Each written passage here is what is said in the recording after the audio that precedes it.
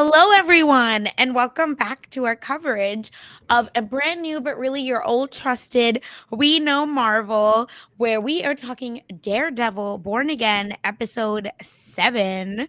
I am one of your hosts, Sasha Joseph, joined with my co host, Jason Reed. Welcome. Oh my gosh, we're here.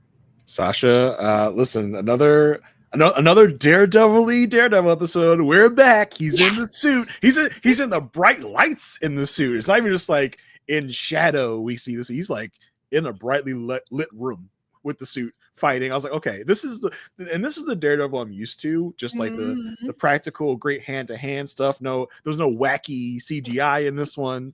So yeah, we back. We back. Yeah, we really made it. And I will say I was pretty high on this episode. It felt to me like almost if you're showing someone one episode of like what Daredevil is about, this is actually the episode I would show because the villain starts, right? And then you get info about the villain, you get info about the big baddie, Kingpin. You're getting all of this, and then it just like ends and the villain's dead. And then you're all good. And Yeah, you I can move mean, on. yeah, as a one episode thing, you're right. We got Muse's backstory, and we Right. kind of we kind of went through a big journey with Muse in this episode, right? Yes. Because we get the backstory, and then 15 minutes later, he's dead. So it's a good standalone, but I also think about the fact that this was a 9 episode Right. arc, and like I just don't feel like it. So the season as a whole, I think once we're done with the season, we might say like Mhm. it kind of feels like you can definitely tell these were two different shows kind of brought together. That's like okay, like it feels like the first half of the show was Matt Murdock, attorney at law, or avocados at law Correct. for people that love the previous Netflix show avocado at law. um and then also and this back half is like here's Daredevil. And like, yes, I complained a whole bunch in the first half of the season. Like, where is Daredevil? Give me Daredevil. Now I got my Daredevil. I'm like, okay, like I feel like the perfect show is a mix of these two shows. Like, take the first part and take the second part. Just mix them together. Like, give me Daredevil at night, Matt Murdock in the morning. This back half again just feels like he's just stuck on Daredevil mode all the time. And I'm like, yeah, but I do want that integration of the two things. That's not to say I didn't like this episode. I really enjoyed this episode, but it just feels like we were in the back half of a Yeah. separate show, and we don't have enough time in this back half of the separate show to really flesh out characters. Because listen, I thought Muse was going to take us to the end of the season. I thought maybe it would even be like a continuing character in season 2, maybe, but Mhm. Muse is dead and gone in this episode. It's over. He's done. He's dead. Unless he is a weird inhuman that comes back to life, he's dead. And so I just don't feel like we got enough of Muse, because I know like in the comics there were like a lot of instances of his like body horror art. And it just feels like here we didn't really get a lot of that. Like we got a lot of the murals, right? We got the murals in the people's blood. Great. We got that one kind of art exhibit when he decided to kind of up his game, and he gouged out those Mhm. two girls' eyes and left them at the mural. Like that's more of the stuff that like I wish we could have seen, and we could have done that if we didn't waste a lot of time in the beginning of the season. We could have done a little bit more with Muse and fleshed Yeah. him out a little bit more, and it just feels very rushed in the Muse arc, because it just feels like I am now just getting kind of his backstory, his motivations, and then boom, he's dead. And we'll get in more nuance as we go along with the show. A lot of it just feels rushed, and a lot of it feels unearned, especially side characters, which we'll get into when Yeah. we get there. I've But yeah, decided I've decided that the season 1 is a wash. We just need to enjoy what we need to enjoy at this point because it's like you said, it's pretty obvious that it's gonna be a disjointed first half of the show because of how many changes happen. That at this point, I'm just gonna be like, I'm happy. I'm not like super mad at anything going on, but yeah, it's nothing amazing. And I don't disagree with anything you said. At this point, it's just Marvel TV or Disney Plus just doesn't really care that much about their Marvel shows. Well, I mean, yeah, I wouldn't. I like what I wouldn't say it's. I wouldn't say it's a watch. I think there were things to like in this whole season. There Yeah, were yeah. things. I mean, like compared to what I'm hoping from season 2. Yeah, season two I feel like will be much more balanced. Will Yeah, be whatever you get in season two. We'll have that balance we're looking for. correct. There were things to like in that first half of the season. We talked about it. It just didn't feel like it felt like we had episodes 1 and 2 dedicated to Matt and Fisk getting back to who they Mhm. are. Like I could have done with that. If we got to end of season 2 and we got Matt back in the Daredevil costume and we got more Muse and we got more of everything. I feel like I would have enjoyed it more instead of having Yeah. 4 episodes dedicated to them finding their way back to their dark passenger, if you want to call it that, if you want to steal it from Dexter. I think I would have been happy with that.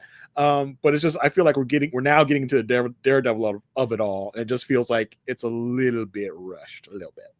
Yeah, and that part to me actually is so on brand for what Mhm. Marvel does, and Yeah, I can't help it. Every show we've covered has been, "Oh, shoot, it's a hurry up and wait, and now finally, yeah, we're yeah. We going to get get it." we get into the nitty gritty a little too late. And then they canceled the show. So Yeah. at least we're getting a season 2, so bless up, Mhm. because what happened to Moon Knight? Where are we? All right. Moon Knight was so fun. I know people didn't like it, but anyway, that's how I'm feeling about the first season, and I think it's only gonna get better with 8 and 9. Where I Yeah. think now it's gonna be a full Punisher is coming, I believe, or at least Kingpin is like fully gonna be Kingpin.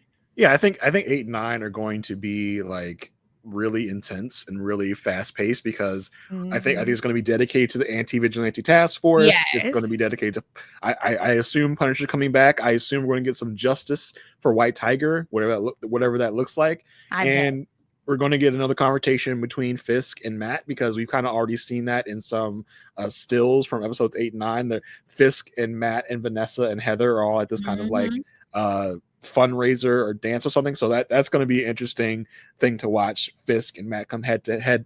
Well, come head to head again because we haven't seen it since the first 2 episodes. So I think we're in for a very very intense, hopefully fun ride in 8 and 9.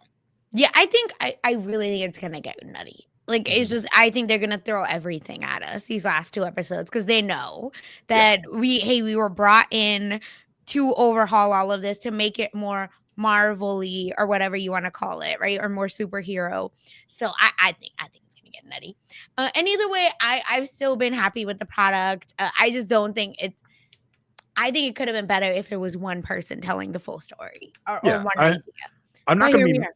I'm not gonna be mad at the season when we're done. I think there were definitely Correct. things that could have been done better and done Yes. differently. So But I think in today's day and age where we get bombarded with so much superhero yes. content, I think we get really, really, really picky. And I know it sounded like we were getting picky in the first half of the season, but I'll look back on this and I'll enjoy a lot of parts of it while still acknowledging it could have been more balanced and and told it in a better way. And people that watch Netflix series, like, know how it's supposed to look like. Yeah, That's, I'm I think, what's hard what makes this harder. Yeah, I'm currently rewatching the Netflix Mhm. Daredevil show, and I'm in the middle of season 2. And the whole time I feel like the balance was really there. Like it showed Yeah. it can be done. You can have the awesome daredeviling of it all, and then you can still have the character moments with Matt, Fisk, and back in those Mhm. days you had Foggy and Karen doing their thing as well. So it's shown that it can be done. It's just I think season 2 will be able to get back to those moments Yeah. because it feels like the first part of this season was like, oh, too much Matt, and now they're like, all right, we got to fix it in the back half with more Daredevil, and now there's less Matt. So it's like, Correct. I just need some integration there. That's what I Yep, need. and that's why, yeah, I feel like it's just it's gonna be a wash this Mhm. season. Yes, so let's get into it, Yeah. with this episode, and tell us in the comments, like, what do you think the last 2 episodes are gonna look like? So, of course, after Daredevil has daredeviled, right, did the damn thing, we are now back home with Matt. Speaking of, I want more Matt. When you say you want more Matt back, did you mean his bear back? Because Matt's in the shower, Matt right? And I said, shower, "Ooh, what blood what's this?" coming from somewhere. And who knows where. Okay. Because again, I know that this is a Marvel pod and I should move on, but I cannot because Jason, there were 2 times in this show that I forgot Daredevil was blind or Matt Murdock was blind. Uh-huh. And this 1,000,000% was one of them. Because as soon as Heather walks in, after they show us the blood in the drain, I said, wait, and Matt, like, did Matt hide the blood that just came off of him and she didn't see it? Because I don't know that I'm jumping into a shower with someone after blood is coming off of them. Yeah, I mean, maybe it was just like it happened right before she entered. He's like, whew, good thing. I was like, me and my weird brain, I was like, Correct. is Matt peeing blood? Because like I don't know about That's everybody what I'm else, saying. but I'm a shower peer. I'm in the Oh shower. my I'm like God. letting it go. I'm like, is Matt peeing blood right now? Is that what's happening? Did he get hit in like the liver or something? Now he's like peeing blood. That's what I'm saying. I just had so many questions. And then I realized, no, he can't see what's coming off of him. It does question like, so was Heather there and Matt had to like sneak in surreptitiously and get in the shower? And so I mean those are kind of like deep dive questions Correct. that we That think I too know much it about. doesn't matter, but Yeah. like I just felt like I had to. And I knew you would go down this rabbit hole with me. So thank you, everyone, for doing that. But of course, they like technically get it on a little bit. At least it's like very intimate that they showered together, which is like real love, because like that's crazy to me. But you know, that's just me. And then they like have after their shower, or during the shower, Heather sees the bruises, which leads to a post shower therapy session where she's like, you've been avoiding confronting your trauma and grief after losing Foggy and your whole life. Duh, baby girl. I don't think you need a degree for that. I in this conversation was good. It's just I'm not invested in Heather and Matt's relationship yet because Heather has not been made a real focus in the show. Right, we haven't spent enough time with her. We haven't spent enough time with her and with Matt together to make me believe that they are this deep into their relationship where they can have this kind of conversation. And later Heather tells Matt that she loves him, and I almost thought like Matt looks at her and he's like, almost like he's gonna be like, thank you. Like, I feel strongly about you too. Like I almost thought it was gonna be one of those situations. Like what my husband said to me when I told him I loved him for the first time. That must have taken a lot for you to say. Like, he married me, everyone, so it's fine. But like, do you think he's ever lived that down? Absolutely not. No, not with you, of course not. Okay, but it happened to the best of girls. Yeah, Matt's like, it's just like Matt's like, oh, those are some big feelings. Like, thank you so much for telling me. But he does return the I love you, maybe a little hesitantly. So like, and that's kind of a thing with Matt Murdock is like women fall in love with Matt Murdock like that, and it's not always super returned by Matt Murdock. Yes. You know, I'm watching. I just finished watching the season 1 of Daredevil and season 2 of Daredevil, and the Karen and Matt thing is kind of the same way. Karen, freaking Foggy is like falling over himself to be with Karen, and Karen is goo goo gaga over Matt, and Matt's just kind of like, cool, like I'm down for it. And meanwhile, you just see Karen all over him. So it's kind of a thing with Matt. It's like women fall for him easy, and Matt is always kind of like the fun guy. But yeah, like I said, he does return the love you, but I'm not sure that he means it. I'm not sure that he's really that far down with Heather yet. So it was just an interesting thing to see. I think the show really, really wants us to care about the relationship, but I'm just not feeling it yet. Yeah, it's just, I don't disagree. It was just very funny because at first the therapy session felt normal. Like I was like, okay, I think they're just in a deep relationship. They're getting there, blah blah blah, all of this stuff. And they're even saying, listen, you're putting stuff at risk, blah blah blah. No, he's not putting stuff at risk. That's what we're trying to push him to say, risk it, right? Like do something, Daredevil. But correct, she's not wrong. He is, but he's compartmentalizing way too much, which is why he's running away from all the good that's happening to him. And I wish we knew why, but we don't know because no one's talking to nobody in this show. Yeah, and I really loved how like Matt was trying to explain away all this stuff, like, oh, the bruise, yeah, I'm so clumsy. I bump into stuff, blind guy and everything. Like, damn, you're bumping into a lot of stuff to leave bruises that big. Like, Heather, I just want Heather to be like, do you think I'm stupid? Like, do you think I'm dumb? Like, like something else is going on here, obviously. She's Seriously. like, you're getting yourself in dangerous situations, like in the bank. I'm like, I mean, did he get himself into that situation, or was he just at the bank and it got robbed? I'm sure she doesn't know that he Whistle voluntarily back in. went back into the bank. Like, I'm sure he didn't tell her that part. Like, I mean, I don't know if you can blame the bank thing on him. He was just kind of there, probably according to his She's like, story. are you the drama or the drama just follows you? Yeah. What is it? But I kind of get it, right? She's just like, you are living dangerously. Like, I'm concerned about you as your partner because of Foggy, and because of, she pauses, like, because of Karen. Like, oh, so you know And you about the Karen of it jealous. all. Like, you clock that. Okay, I see it. Mhm. Just I really appreciated it overall because I think we got crumbs of like him struggling with himself and Heather being the audience of being like, so what's going on with you? Yeah, Are and you like, okay? and we've talked about the fact that Yes. Matt has no one to talk to about these things. Mm-hmm. And I love that he kind of opens up to Heather in a way. He's like, this new life I have, like the life I'm living right now, feels fake. And I'm like, wow, like you said that to your current girlfriend, like the life you and me had just feels fake. Like, doesn't feel real. It's like, damn, that makes her feel great about the relationship. But he does tell her it's oh, I'm not you, like just everything else. It's I'm just not like, you, it's me.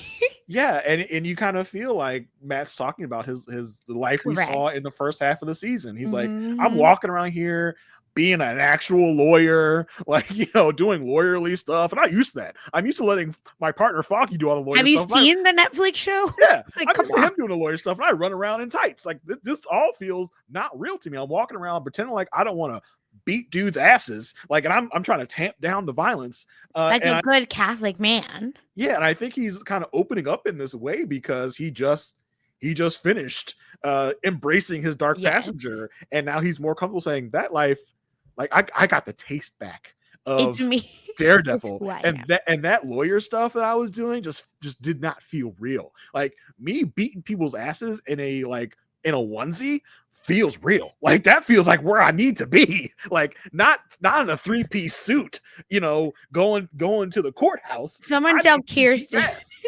Yeah. Yeah. Oh my god. No, I am very much with you where I think he wants to also like come clean with her so bad on like everything, but he can't. So we were like almost 2 lines away from her being like, I feel like you're keeping secrets from me. Yeah, it feels like you might be Daredevil. Are you Daredevil? Like, like I feel like you're a violent vigilante. Especially since she walked in on him on the shower, and you can see like all his cuts and That's what scrapes I'm from being saying. Daredevil. Like, that's like, You know something what is it's amiss. giving? It's giving like 50 Shades of Grey, where I don't know that if you've read it, probably not. But if you have, it's like there's a moment where the she like looks at Mr. Grey at Christian Grey, and she's just like touching all over like his childhood, basically it's like scars from his childhood. And she just like accepts it and doesn't she accepts it and then waits for him to Mhm. tell her eventually, right? Like, and that was like a very basic show of trust. That's what this was giving, where it's like, oh, I'm not gonna ask, you come to me with Yeah. all of that, but we make fun of it in 50 Shades of Grey. So Yeah, and it could very well be that she sees these things. She's yes. as in her therapist's brain is like, I can't like be confrontational. I need to let him come to me with this, but we don't really get that said out loud. We just Mhm. are left to kind of speculate about that. We can't leave this scene. I'll talk about the fact that Matt does the blind man thing that we see in a lot of television and movies, and I don't know if it's a real thing or not. Someone out there could tell me. But he just like he feels her face. Like, let me feel the audience's face. Yeah. Oh, there you go. Yeah. Oh, yeah. Yep. That's your nose. I got you. Those are your eyes. Got you. Like, he does that thing, which will come into play much later in the episode. And that was my second part. I forgot Mhm. he was blind. It's like, why is he touching her face like that? Yeah. No, even when later when we see all the pictures, when I was like, "Oh my god, do you get it now?" And then I said, "No, he don't get it." But listen, we'll talk about that when we Yeah. get there, 'cause that was Yes, outrageous. you get me. So, of course, all this lawyer stuff, let's like quickly, get our little lawyer check is what is going on because Matt does return to the office and of course consequences of his recent actions mean they're all coming around him and the tornado is brewing because Cherry is pissed. And again, who is Cherry? You know what I mean? Like, Yeah. what is Cherry's job? I like Well, I know his actual job. I just mean, yeah. what is his job on the show? Like, what vehicle of I storytelling? mean, he feels like a poor stand-in for Foggy. That's just what this Oh. feels like to me. See, I didn't Because even put that together because how yeah, ridiculous it is. I mean, because Foggy is kind of Matt's conscience in a way. He's Sure. also kind of the nag to Matt, right? To be like, oh, I don't like you risking your life, this, that, or the other Okay. thing. But Yeah, yeah. again, Foggy and Matt's relationship feels earned, feels lived in. By the time Foggy knows that Matt is Daredevil, I feel their chemistry. I feel their friendship. I don't feel it with Matt and Cherry. And Cherry is like, he's like nagging Daredevil about, oh, you're being Daredevil again. You're this. I told you not to get involved. Like, how about a good job, Matt? You saved Angela's life. Like, without you, Angela would be dead. Like, bro, do you realize if I was not there, that little girl would be dead right now. Her blood would be in another mural. She might be Mhm. a piece of body horror art. How about a pat on the back instead of coming at me like, oh, you're being Daredevil again? Like, yeah, because I gotta be. Because you and your cop buddies can't figure this guy out. Like, you came here and told me that 60 people are dead because of this man, and I found this guy in one night. So I don't want to hear it. I Mhm. really don't. Like, I saved a life. I solved where this guy He is literally it says in one day. It in took me one one day. freaking day, And bro. first of all, it wasn't you. It was my girl Angela. So stop. Mhm. Yeah, so like, don't come at me with this. I kind of want to. That's kind of what Matt did. He's like, listen, Yeah, right? yeah, yeah. I basically solved a serial killer murder. I found He the said it MF was 60. Cherry, do you know how many people he killed? What are we doing here? six I zero. And now that you've said this, it makes total sense that yes, this is our Foggy stand-in. It's giving Wish Foggy stand-in Yeah, for because it's real. not working again because we in the Netflix show got to connect with Foggy, got to Yeah, understand him, got to learn his, character, all of that. we spent meaningful time with Foggy Like in that series. We have spent we, no time with Cherry by all himself. we The only know is time, Cherry's ass was retiring, yeah. So and now all Cherry's unretired? Question mark. Well, I mean, he technically works as an investigator for the law firm of Murdoch and Right. whatever. But it's like we just haven't. I don't know of Cherry's backstory. I haven't gotten anything meaningful about Cherry. He's just there to nag Matt. This is what it feels like. He's there to semi help him. And recently, he's just been like, "Oh, you should be devil, this or that, this or that."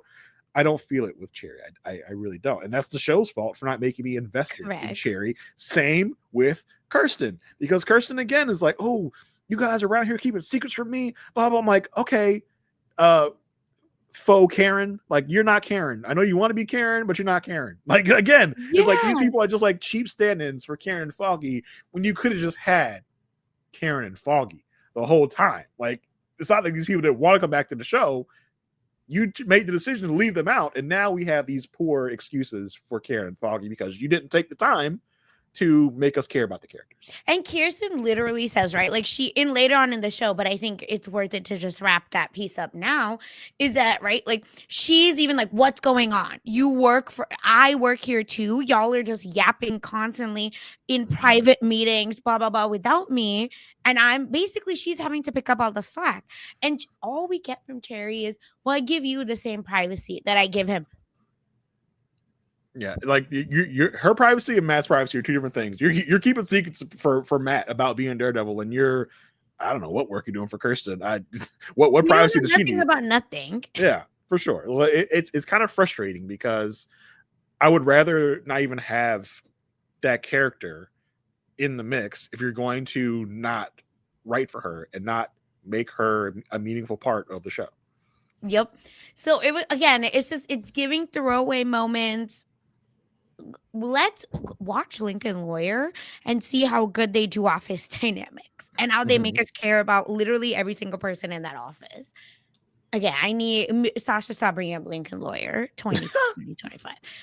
Anyway, so then of course we know that even in Netflix, right, where Matt has like always struggled to balance being Daredevil and fighting his life for justice, and this is where it's really coming to a head with everyone in his orbit freaking out about him. Yeah. And I still want to know then what's going to happen with the law firm. Is it that they're running because they don't have money still? Yeah, I don't know if that was like, I don't know if that's just going to be a throwaway plot line to be like, oh, we had to say we didn't have money so that Matt could go into a bank and have an excuse to be there for a bank heist. Okay, that's fair. So I don't know if that's going to be an actual Okay, like thanks. plot line Okay, moving forward. okay. They'll be like, oh, we got a big client, so money problem solved. I don't know. If you know about my podcasting endeavors, I do a podcast, The Good Pod, where we talk about the good wife, where the titular good wife works for a law firm. And that law firm is always in a random state of either having a lot of money or having no money. It doesn't really explained how they lose and get money. It's just kind of like how I feel about this year. It's like, yeah, some days we don't have any money, other days we have a bunch of money. I just don't feel like it's going to be a big plot line. I don't feel like we're going to ever be worried about the state of Murdock and McDuffie. Like I don't think it's going to be a piece of the show going forward. Thank you. And this is why you come to this podcast, everyone, to tie up the loose ends that Disney Plus leaves us. So now let's go to Fisk. And can I just say, this is how you do a full character development to me personally, because we've started with Fisk dealing with Daredevil's return, and he is so freaking pissed, right? He is like, who does this man think he is? Do we not just go to the diner and have a whole conversation? And he's like, I don't want this. And then we get Buck, right? Who's the right hand man. And Buck is like, listen, you the mayor. Let's just do this all straight and narrow. Leave the past in the past. But Fisk says, no. You said I have power? Yeah, that's true. And I'm going to use it. Yeah, I mean, so much about Fisk here. Like when we start with Fisk and he's like meeting with Daniel and Buck, and they're like telling him about Angela and about Muse. Like, hey, guess what? Like your boy, Daredevil or the Devil of Hell's Kitchen, he was there. Fisk is like, excuse me, you said who now? Daredevil's back. Like, and he kind of looks into like out the window. He's almost smiling. He seems almost happy to be like, okay, like literally, like I'm not the only one going through finding my dark passenger again. Like he's almost like happy and also probably pissed, but also kind of like, oh, I get to go up against Daredevil again. Yeah, I think I'm really back in my Kingpin mold here. It's like old times, me and Daredevil back against each other again. He's back, I'm back. It's almost like he just seemed happy that Daredevil was back. With a mix of being perturbed as well. And I love when he looks out in the city. He tells Buck, he's like, what do you see out there? Daniel's like, Starbucks? And then it's like, Daniel, you freaking idiot. And Buck has to like, no, he means voters. Like that's what he's talking. It's like, oh yeah, voters too. Yeah, voters. Also Starbucks. Like just Daniel, all of it. He's just like New York trash bag, New York rats. A lot of trash built up because you decided to piss off the sanitation department. I don't know. But yeah, when Fisk is talking about Daredevil and he's like, this guy I cannot be allowed to be out here because he ruined 10 years of work. He ruined my infrastructure.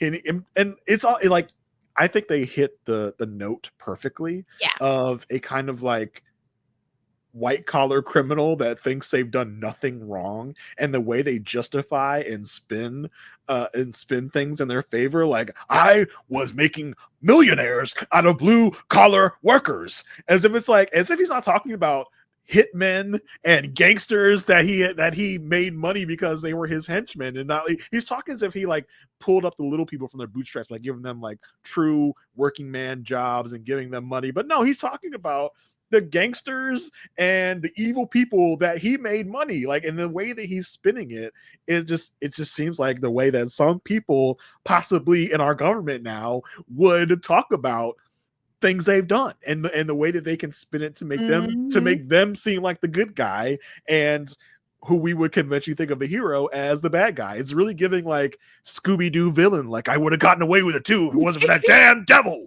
Like it's the way that he's like thinking of Daredevil's like he was like outside the law, and so far for Fist to go, I was unjustly arrested. Like, really, bro? Like you've really spun your narrative that hard that you're saying this with full conviction in his heart. I believe Fisk Mhm. believes this because he's literally he's just talking to Buck. He doesn't have to put any pretenses for Buck. Like, Buck knows who Fisk is, and Fisk is like putting on this pretense of that he was the wronged Yes. businessman that was just trying to make all the people money, and here comes the freaking man dressed as a devil coming to ruin everyone's fun. So it was just like, wow, chef's kiss of a way to show, number one, Fisk's transformation back to Kingpin is complete. It's done. Like, he is now like fully gone back to his dark passenger, if you will. Yeah, it's just again, I think Fisk needed the permission, and Daredevil or Matt Murdock going back to being Daredevil was that permission for him to totally act up. And I appreciate how they've written him to where Fisk can now use, right, his own almost mafia, right? His own tracksuit mafia, where it's the blue line. Yeah. And this vigilante task force is able to kind of come together, and he's building his criminal empire through that. I don't know. I'm really enjoying it because it feels different than just everyone reverting back to what they were. Yeah, he's kind of upgraded his empire to Yes, be the cops, because now I like that. he can do stuff legally. He can hide behind the law while he's doing his stuff. Like, yes, before he was doing things under the darkness of night, and no one knew who Fisk was until he was dragged out of the Mhm. shadows. But now he can do things up front legally because he can spin the law any way he wants because he is the mayor. So in a way, he has really kind of upped his game because now he's using the cops as his henchmen, as his evil empire. Yeah, again, no notes on Fisk. I'm really enjoying it. Again, and I think Fisk, again, because they've been building him up since episode 1, right? Is that when we met Adam? Or 2. Just down Uh, to like the subtle things, right? What Fisk is eating. Oh, he's mhm, now gone back to meat instead. yep. He's not fitting his clothes. He has Vanessa. He has Heather as his therapist. We're getting everything, and I really appreciate like to see the growth of this character in these episodes. So yeah, and we talked. We talked in the first half of the season of like, I'm a little bored of the mayor stuff. And again, I Yes. think if we had cut that back a little bit and given it more of a Fair. wide arc, Mhm, I mhm, would have enjoyed mhm. it more. But I think it's interesting the fact that Sheila, the chief of staff, nowhere to be found in this episode, because it's almost like, hey, we're not doing the mayor shit no more. Yeah, Like, like Sheila Bye. yeah, he's back to being Kingpin. He's not taking any more stupid ass meetings. He's not doing what Sheila wants him to do. Like, she's not even here. Like, and that's how far he's gone back. He's reverted back to himself. He is now just Kingpin in the mayor's office. Like, that's what he is. He's not even pretending to be Mayor Fisk anymore. He's not dealing with petty stuff. He is basically running a criminal empire from the mayor's office. Yep. I love it. Okay. I love it. And of course, not to be outdone by Fisk, Vanessa is also giving up her responsibilities a little bit, or she's like trying. That's what she told Fisk. And then agrees to meet with Luca, obviously the Traxu Mafia leader. And she's kind of like, because he is like preparing to follow through on the threats he made, and offers to help Vanessa eliminate Fisk. Yeah, I mean, because I think Luca's reading into the situation, and he's assuming that I think he's assuming kind of rightly Hmm? that Vanessa is upset with the current things, with how Yeah, things are you taste going. the blood now. Now Luca does not know how Fisk is reverting back to Kingpin. Vanessa gets an idea of it, but Luca's making assumptions to be like, hey, you don't like this Mayor Fist thing as much as I do. So we neither one of us likes this Mayor Fist thing. So why don't we just like take over? Why don't you get back into the driver's seat, like eliminate Fisk, and we can go back to the way things were when you were in charge. When you were in charge, like it was all good. Like we were making money, everyone was having fun. It's like the substitute teacher was here, and then the regular teacher came back. We want the substitute back. We were having fun. We had the substitute. So let's get the regular teacher out of here. Let's kill the regular teacher. How about that? And but who are we to, like at the time we don't know. We're just like, Vanessa, like are you actually thinking about doing this? Like what is your Exactly. real motivation here? Like because in the meeting with Luca, she seems almost amenable to it, right? She's like, oh, okay, like possibly, we'll see, and we'll see what happens with that down the line. This is like it's interesting, like bug to kind of put in our ears, but like, okay, is Vanessa going to try to eliminate Fisk here? Is she going to try and take back over? But I think by the end of this, we'll come to a certain understanding. Yeah. Oh, I can't. Nutty how they just end this, of course, because I think we can just get to the end for this part, Okay. where, of course, we meet Fisk is eating meat, everyone, just FYI, and Luca has come to meet Fisk, and bam, it's over. Yeah, because we see Vanessa by I herself texting loved it. somebody an address, and he's alone. So good. I was like, okay, who is she texting? What is she talking about? And we see the text recipient is Luca.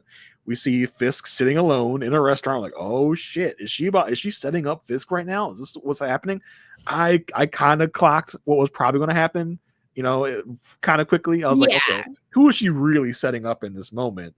Because Luca comes to take Fisk out, and who gets taken out but Luca.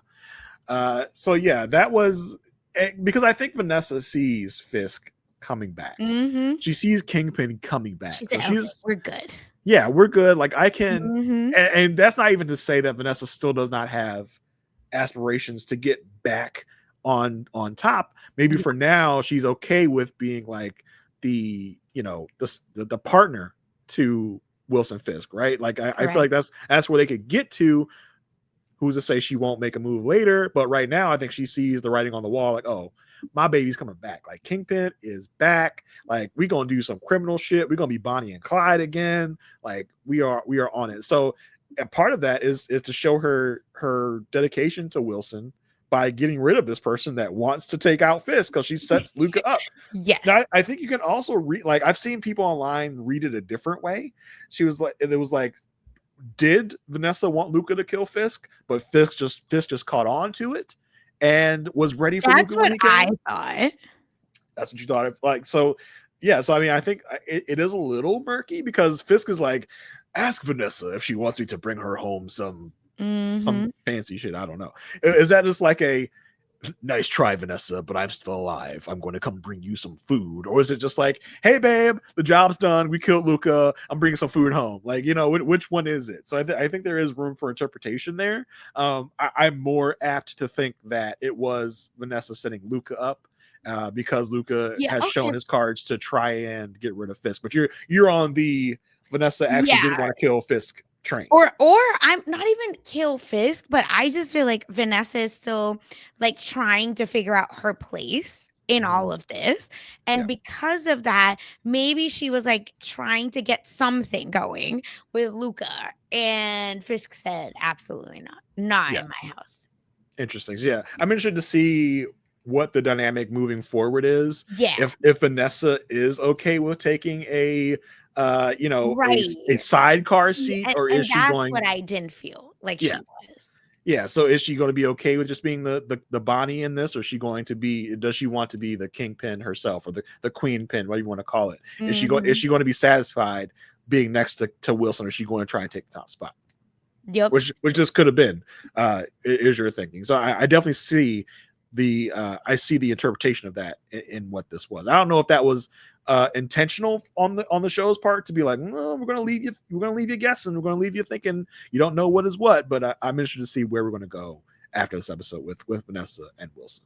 That relationship, we talked about some characters' relationships that we don't think are fully fleshed out. I think this Vanessa Wilson thing is a really interesting dynamic. I think it's been Yes. done really well by the show. Yeah, that's why I feel like there's more to it. It can't be this way. That's all. That I can't just let it be this slick. But maybe you're right that it is just Vanessa enjoys being the side not the side chick, but you know what I mean. The second in command. Yeah, the And she's partner in okay crime. with it. Yes. As long as he is ride or die with Because her and not being like fully good. Because the question is, because we did see Vanessa kind of get seduced into this life of crime by Wilson in the Netflix series, and they did seem to have some kind of like, I don't know, kinky relationship with their life of crime, and they were doing crime together. Mm-hmm. But then Vanessa gets this taste of leading while Wilson was gone. So it's about like, is she ready to settle, or does she want to go back to being that queen pin? Yep. So it's gonna be good. I'm ready, and I think that maybe comes to a head when she finds out about Adam. Then I wonder if things are like this again. To me, I love a good fun conspiracy theory, and to me, this is giving that like layers of setup for Fisk and Vanessa to have a moment. And the Adam thing is going to be so interesting, because will Vanessa be mad at Wilson for doing this, or will this, like, I don't know, turn her on? That's being like, oh, my baby is all the way back. He's out here killing romantic rivals. Like, oh, babe, like that could lead to like a sex scene or something. I don't know. It might turn Vanessa on so much that Wilson is back, that that she won't even be mad that he killed Adam. Yeah, like she's gonna be like, no, I love these hands. Yeah, forget Adam's hands. I want your hands. Correct. So so that's why I felt like it can't just be that straight and narrow of like, oh, she's just happy and helping set Luke up, which again she might be, because Fisk is still her man, right? And she's like, oh, no one kills my man except me because he pissed me off. Yeah. But outside of that, no, you can't do that. So maybe it's double. Maybe it's somewhere in between. It's going to be a good thing to track. Like, I like that we're both on separate sides of this, so that one of us will be right and one of us will be wrong, and someone's going to gloat and someone's going to be like, oh, I guess you're right. Oh. That'll be fun to track. I love it. And of course, now all of this leads us to the big bad of this episode, I must say, only because we have a moment where we get, I think, the recap, of this show. Before this episode started, we get the episode 2 recap of a troubled young man approaching Heather. Like, duh, baby, we knew that was news. And talking about it. Now, 5 episodes later, we're in the therapy session, and again, the way they have shot this show, we're in the therapy session and we are in Fisk's office getting all the information. Where the detective is telling Fisk, oh, this is kind of what we know. Everything is Detective Kim, and everything is getting confirmed in the therapy session with Heather. I loved it. Yeah, and it felt really simple, right? It's like, oh, it's this guy. And then as we see Bastion, Bastion Cooper is his name. We see Bastion meeting with Heather, and it's just like, okay, so they've had therapy sessions before, or this is the first session. It's not really made super clear, because from episode is either 1 or 2 where Bastion goes to Heather's book signing to now, like, I think my thought was like, Heather told this guy that she was going to be his therapist, and then kind of blows him off because she is busy with the Fisks. And I thought Bastion would be upset and he would go after Heather, but it was kind of different. Like, he is actually her patient, and he's in there, talking about his background and everything. So I was like, okay, so this has already been like kind of a ongoing therapy relationship. Now, if we had more time in this 9-episode run, we could have focused on this. We could have had a couple sessions before this to build up that Bastion Cooper, that Bastion Heather relationship, to whereas now this feels a little rushed to me. I was like, okay, like this is happening on this visit. Like I wish you could have seen previous visits where you get kind of tension built up. I still not really explained very well to me Exactly. why Bastion is obsessed with Heather. Like, I know that she has this thing about masks show Yeah, who like that's hide I who think really he just are. talks about the book. Yeah, so I think the book really kind of is the catalyst for his obsession with Heather, but I wish you could have gotten that kind of fleshed out a little more. I feel like his villain character is so interesting, like so fucked up that Mhm. we could have spent at least 2 episodes getting to know like how effed up he is, and Yes. maybe Heather is conflicted, right? Because she's not going to tell Daredevil's secret and she's not currently going to tell Muse's secret because maybe she's not sure that Yeah, it's no, the same person. and it would have been good to see like we saw Heather being concerned with Wilson's behavior, Mhm. Vanessa, do you need some help? It would have been interesting to see like other therapy sessions with Muse, or I'm sorry, Bastion, to be like, do I need to call the cops on this guy, because he seems like a little more than just disturbed, conflicted. He might actually be carrying out some kind of crime or something. It would have been Mhm. good to see her struggle with that, but again, we would have had to make her an actual character for that to actually be a thing. So this whole thing felt rushed. That this is the first session we're seeing with them, and it's the same session that ends in Yeah, a murder disaster. suicide. So yeah, I just would have appreciated some more background to their relationship to make this really feel earned to me, 'Cause because I was freaked out, you know what I mean? Like, Mhm. I don't know about you, but I could feel myself, right, getting into that true crime headspace of like, "Oh Yeah. my god, she met she met the serial killer, but she is now, somehow made it past and didn't, stress out." Yeah, I do think the actress really does convey really Yes, well when she figures out that, like, this guy is, like, I don't know if she figures out that he's Muse, but she figures out that this guy is a problem. Well, she obviously figures out he's Muse by the time he yes. draws a picture of himself as Muse and his nose blood, which again was like, I didn't think he bled that much to be able to make a full picture of himself as Muse. Like he dabs his thumb from And can he just, like, bleed on command? Like, what's going on here? was that an after effect of the Daredevil fight? Like, is he like if he breathe Concussed. if he breathes out his nose too hard, does it start bleeding after he was like beat to hell by Daredevil? So it's like, but he Is it takes like really one dry in the office? Like, what's yeah, he takes one glob of his nose blood and like draws this whole ass picture. I'm like, there was not that much blood there for you to draw a whole picture, but whatever. It's a TV show. So yeah, he draws a picture, and by that point, like I said, the actress that plays Heather does a good job of like being Mhm. appropriately freaked the f Yes.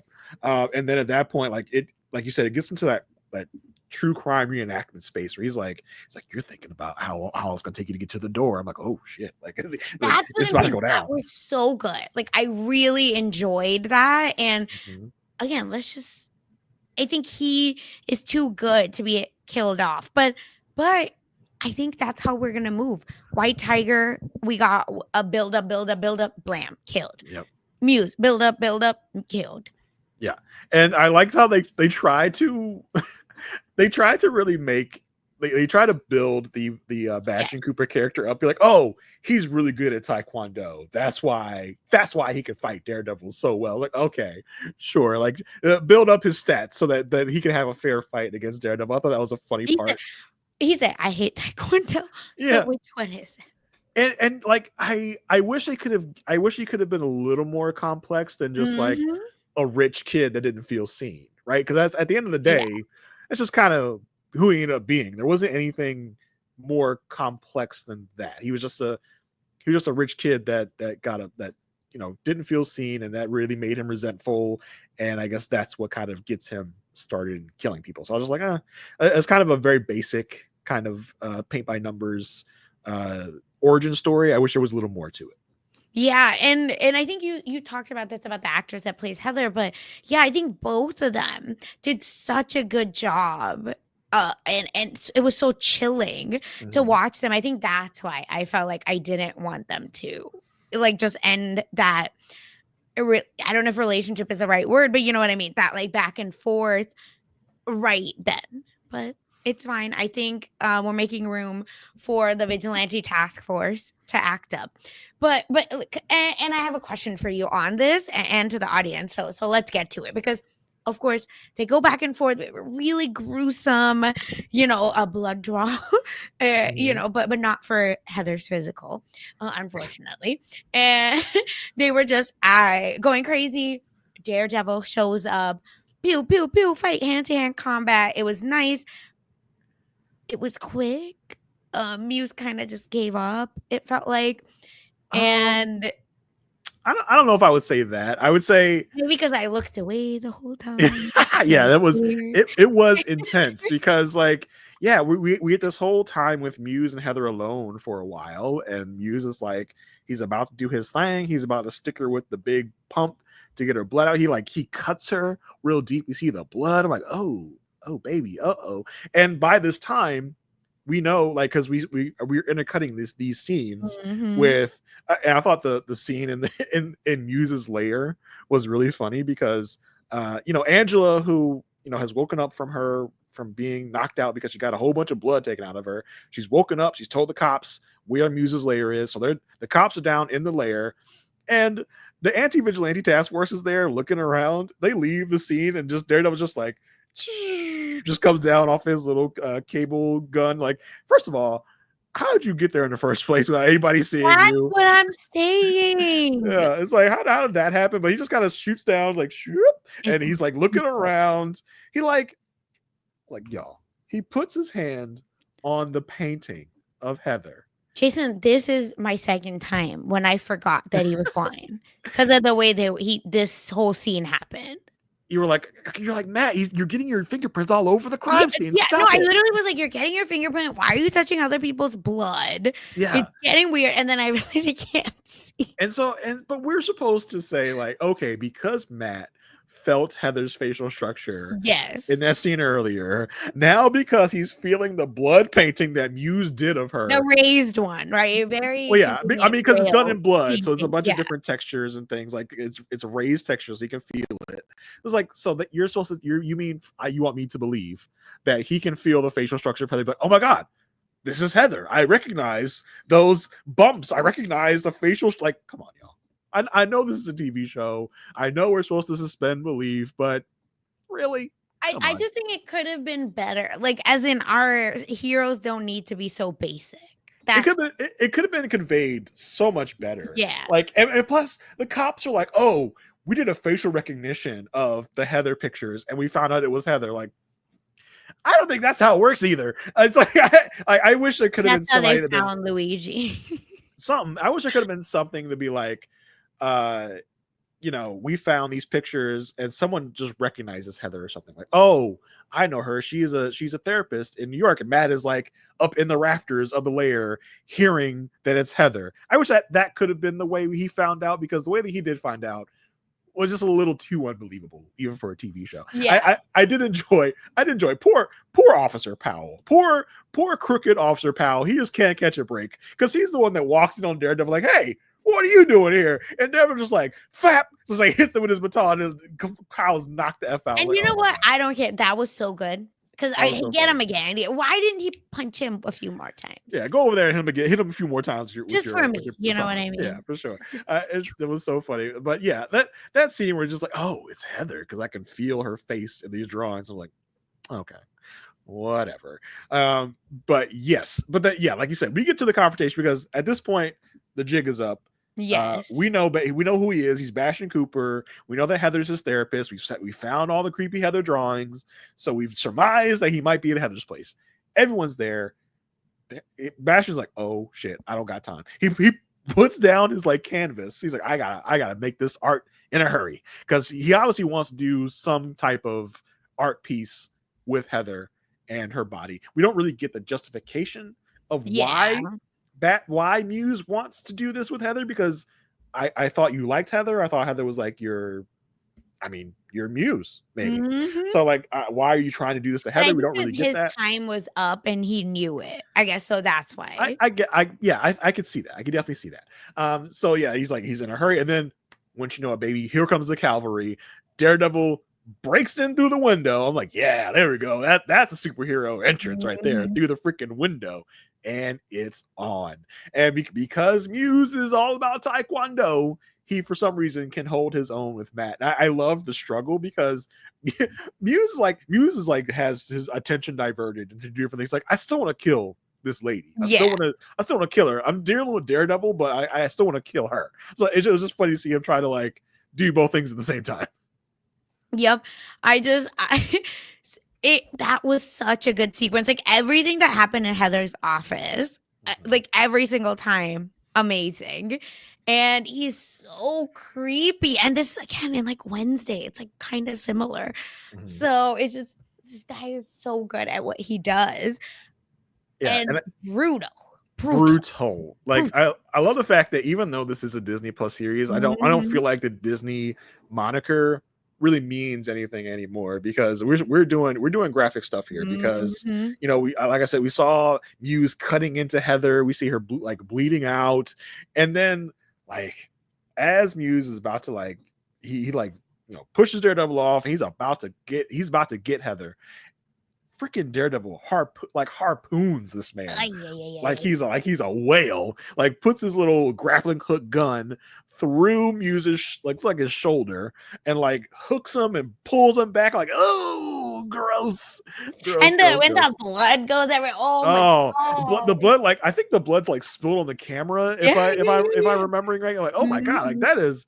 that is great. Like I mean, listen, like I said, I'm But it's I'm watching Daredevil, yeah. instead of I'm watching season 2 with the Punisher arc, and that Punisher stuff was very like violent and visceral. So this is kind of Mhm. right up there, and it's like, oh yeah, this is the Daredevil I've been missing. This is the Daredevil I love. That It visceral, goes. pulse pounding tension you get with these great fight Mhm. scenes and these just like brutal moments.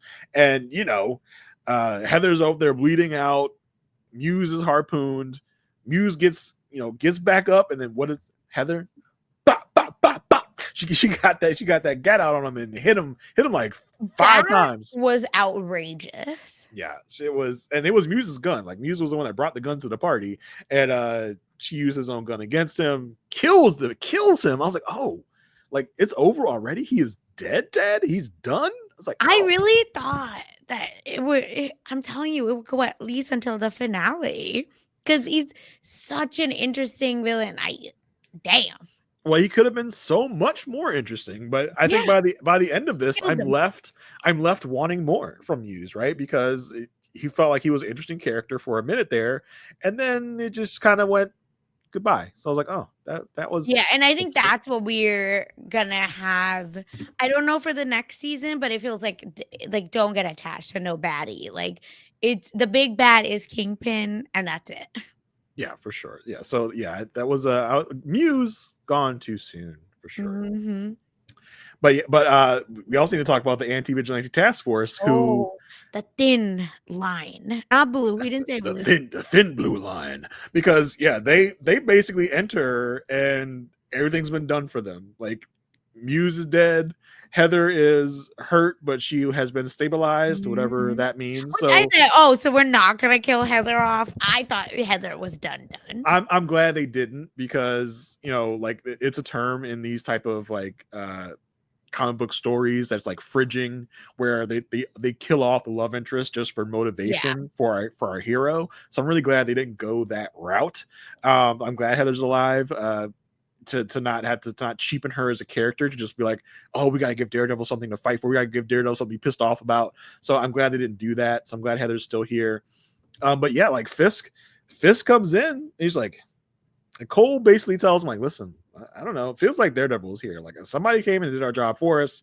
We think it was probably Daredevil. And Fisk is like, you Mhm. know what? We'll just keep that between me and you. Like, we'll give you the credit for this, Cole. And Cole's just like, I almost thought that Cole would have a problem with this, because I do feel like, just because from the comics, Cole is kind of this like uh anti-hero, Yes. right?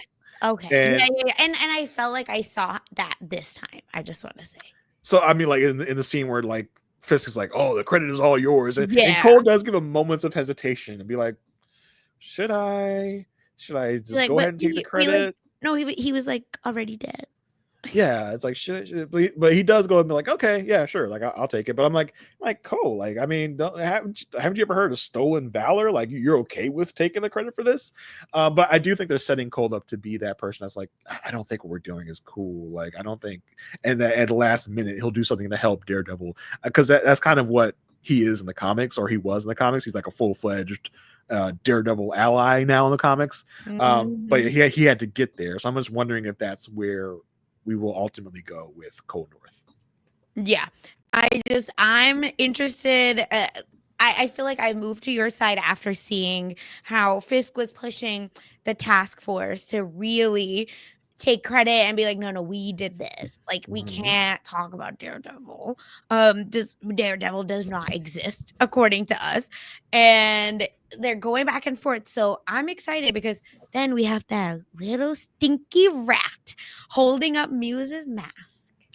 Yeah, it's like we talked about we wanted the vigilante task force to do things that weren't Mhm. Daredevil related, maybe catch other vigilantes. We haven't gotten that, but yeah, it was like, of course, Powell is the one in front of the camera, Yeah. was like holding music mask, like, yeah, we got him, boys, we got him. Like, oh, really? Like, come on.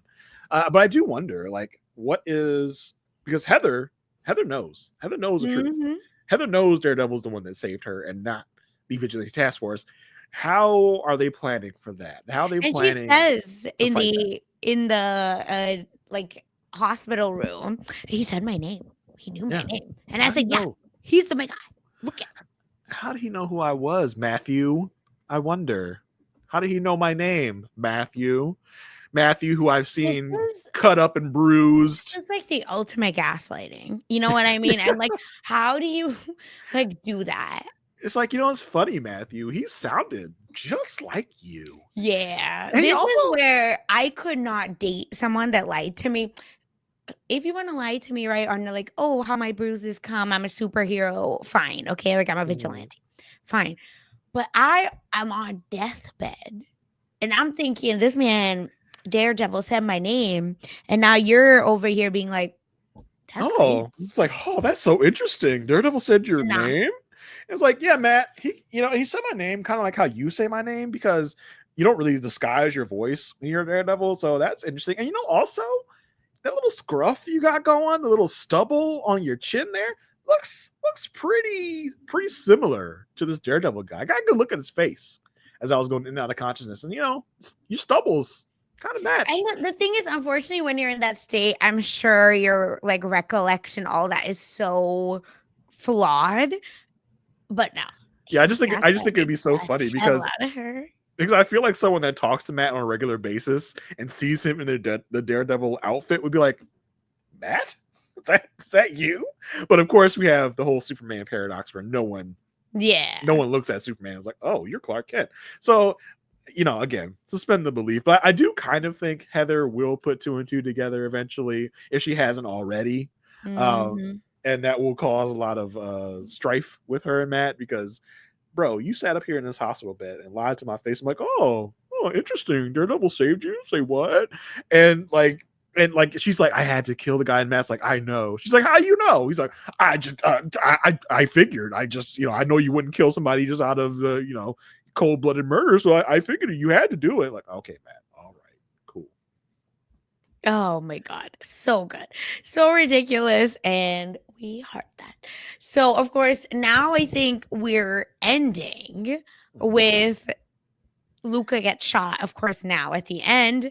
But what we get out of this is that Fisk is maintaining a balance between being mayor and kingpin, and he's trying to figure out what that means. Vanessa is coming into her own, becoming more involved. Maybe she'll just be ride or die, and that's fine. Or is she, going to now try to get back? We don't know. We'll figure that out.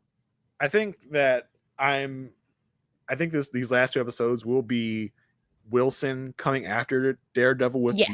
the whole might of the police department, and I think that'll be really interesting. We'll maybe see Daredevil kind of on the run from the cops. Maybe they'll even lead into a season 2 where Wilson might use his knowledge of Daredevil being Matt Murdock to target Matt. I think I could definitely Mhm. see a Matt Murdock on the run beginning season 2, where if we leave season 1 off where Matt's like, I gotta go, I gotta leave. Maybe he tells Heather before he leaves, like, look, I'm Daredevil, I gotta go.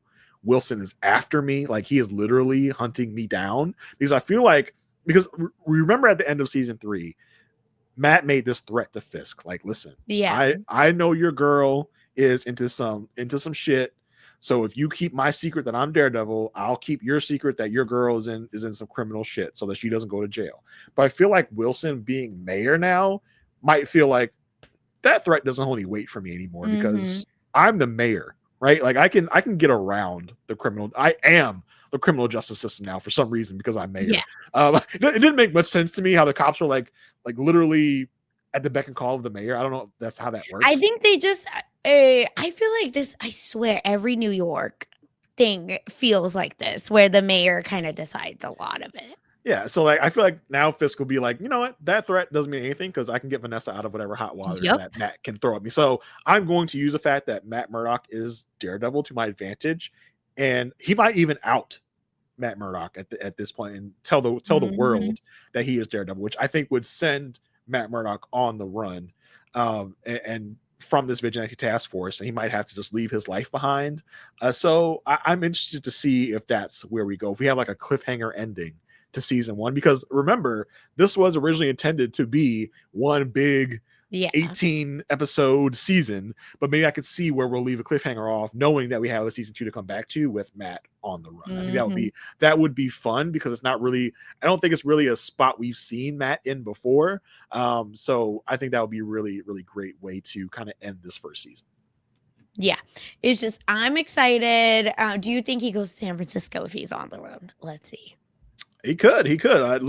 Originally, Kirsten was a part of Mhm. Matt's San Francisco journey, but we've seen some set photos of season 2 where I mean, listen, if you're super spoiler Yeah, averse, forward a little bit. tune out for like 90 seconds, or not even 90 seconds, probably a little less than that. But we've seen season 2 photos of Matt and Karen out on the streets doing something where Matt is like in a hoodie, he's like trying to hide himself. Karen is in a bright red wig. So like obviously doing something like hiding Heather their is like identities. cracked as a person too in the comics. So I'm very interested to see if they're gonna bring that cracked energy here.